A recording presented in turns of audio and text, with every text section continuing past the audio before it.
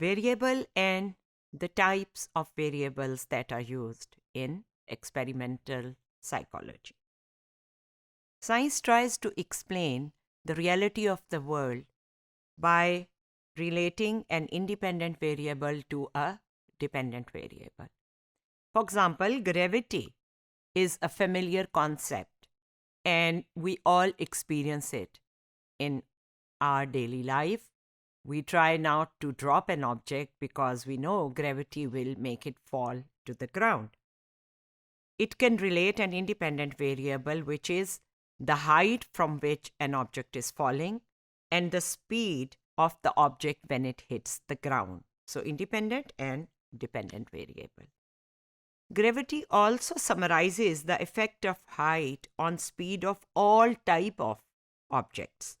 Gravity explains falling apples as well as it explains falling objects or baseballs, for example.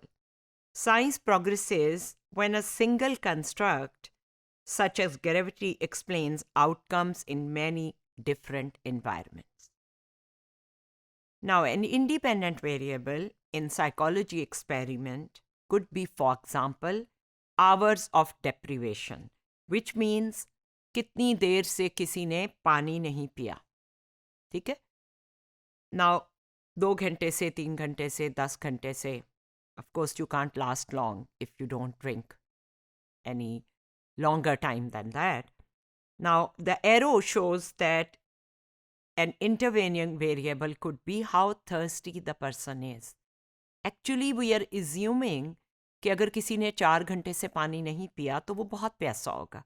लेकिन हम इस variable को ना independent और ना डिपेंडेंट उन दोनों में रखे बगैर एक प्रिडिक्ट कर रहे हैं रिलेशनशिप.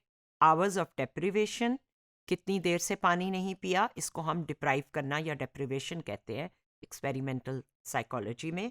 और डिपेंडेंट वेरिएबल के कितनी तेज़ी से एक बटन वो दबाता है. इसको स्टडी करने के लिए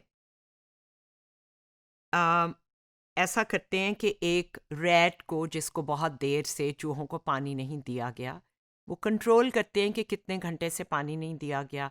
और फिर डिपेंडेंट वेरिएबल जो है, यानी कितनी तेज़ी से वो बटन दबाते हैं, ये डिज़ाइन इस तरह हुआ होता है बॉक्स कि उनके बटन दबाने से नीचे एक छोटे से बर्तन में पानी आ जाता है. सो जितनी तेज़ी से बर्तन दबाते हैं उतनी उससे ये रिलेट करते हैं कि जितने घंटे से पानी नहीं पिया होगा उतनी ही तेज़ी से वो बटन दबाएंगे. इसको हम बहुत सी ह्यूमन कंडीशन से कंपेयर कर सकते हैं. कितनी तेज़ी से हम भागते हैं किचन की तरफ जब स्कूल से या कॉलेज से या जॉब से आते हैं. हम कितने घंटे से भूखे हैं. अगर आप खा के वापस आए हैं तो आपकी अव्वल तो आप जाएंगे ही नहीं, लेकिन अगर थोड़ी भूख लगी और इतनी देर नहीं गुजरी तो उस तेज़ी से नहीं जाएंगे, ना उस तेज़ी से फ्रिज खोलेंगे. So somehow I am just relating it to a human condition. तो अब ये जो स्पीड है कि कितनी दफ़ा वो प्रेस करता है 1 मिनट में, ये पानी लेने के लिए चूहा जो है कितनी तेज़ी से प्रेस करता है, ये हमारा डिपेंडेंट वेरिएबल है. इसको एक्सपेरिमेंटर ऑब्जर्व करेगा और वो कंट्रोल करेगा कि कितने घंटे से उसको पानी नहीं दिया गया. अब ये डायरेक्ट रिलेशनशिप है जो कि दोनों को दिखाती है, hours of deprivation and rate of bar pressing. Indirect भी हो सकती है. आपने आवर्स ऑफ डेप्रिवेशन को प्यास और प्यास को बटन दबाने से रिलेट किया. तो ये 2 डायग्राम है. इसके पहले में hours of deprivation, rate of bar pressing. Hours of deprivation, कितना पानी उसने पिया है, इसको भी स्टडी कर सकते हैं. तो ये 2 डिपेंडेंट वेरिएबल हो गए. आवर्स ऑफ डेप्रिवेशन, कब से पानी नहीं पिया, और बीच में कोई खुश्क चीज़ खाई है, ड्राई फूड, उनको पैलेट से देते हैं फूड के या ज़र्रे देते हैं किसी चीज़ के टुकड़े, उससे प्यास और बढ़ जाती. तो एक तो इंडिपेंडेंट हो गया, hours of deprivation, bar pressing. Feeding dry food, volume water drunk, ये तो आपस में कनेक्टेड है. लेकिन इनमें से दोनों इंडिपेंडेंट वेरिएबल दोनों डिपेंडेंट वेरिएबल से इनडायरेक्टली भी कनेक्टेड हैं. वो उनके साथ भी इंटरेक्शन कर रहे हैं. दूसरे में ये तो हमने डायरेक्ट कनेक्शंस देखे। दूसरे में हम इनडायरेक्टली देख रहे हैं, जितनी देर से पानी नहीं पिया उसका प्यास पे असर है, और प्यास का आपका बटन दबाने पे असर है। अगर खुश्क खुराक खाई हुई है तो प्यास ज़्यादा होगी, तो उसके हिसाब से वो कितना पानी पिएगा उसके ऊपर ये असर आपको दिखाएंगे। इंसानों में एक मिसाल इसकी लेते हैं, पढ़ना। कितने घंटे पढ़ा है और टेस्ट पे क्या परफॉर्मेंस है, ये तो डायरेक्ट है।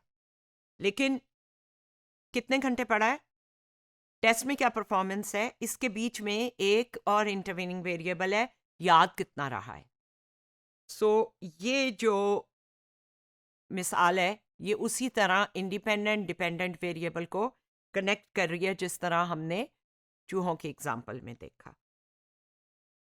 कंट्रोल वेरिएबल्स वो होते हैं जो हम इस सूरत हाल में इंडिपेंडेंट वेरिएबल पे असर होने से बचाने के लिए कंट्रोल करते हैं। बहुत सारे हो सकते हैं। अगर आप ये कहें कि लोगों ने कुछ याद करना है तो बहुत से वेरिएबल कंट्रोल होंगे। किस वक्त है, दिन का वक्त क्या है, टेस्टिंग रूम में आके वो सो ही ना जाएं, बहुत लेट होगा, लास्ट खाना कब खाया था, और वो कितने ज़हीन है। ये सब भी उनकी याददाश्त को, जितने वो आपको सुनाते हैं याद करके, उस पर असरअंदाज होते हैं। तो इनको हमें कंट्रोल करना होता है, इसलिए इन्हें कंट्रोल वेरिएबल कहा जाता है। वरना आपके इंडिपेंडेंट वेरिएबल का असर आपके डिपेंडेंट वेरिएबल के ऊपर नज़र नहीं आएगा। ये और जो वेरिएबल हैं ये कंट्रोल किए बगैर उसको असरअंदाज हो रहे होंगे।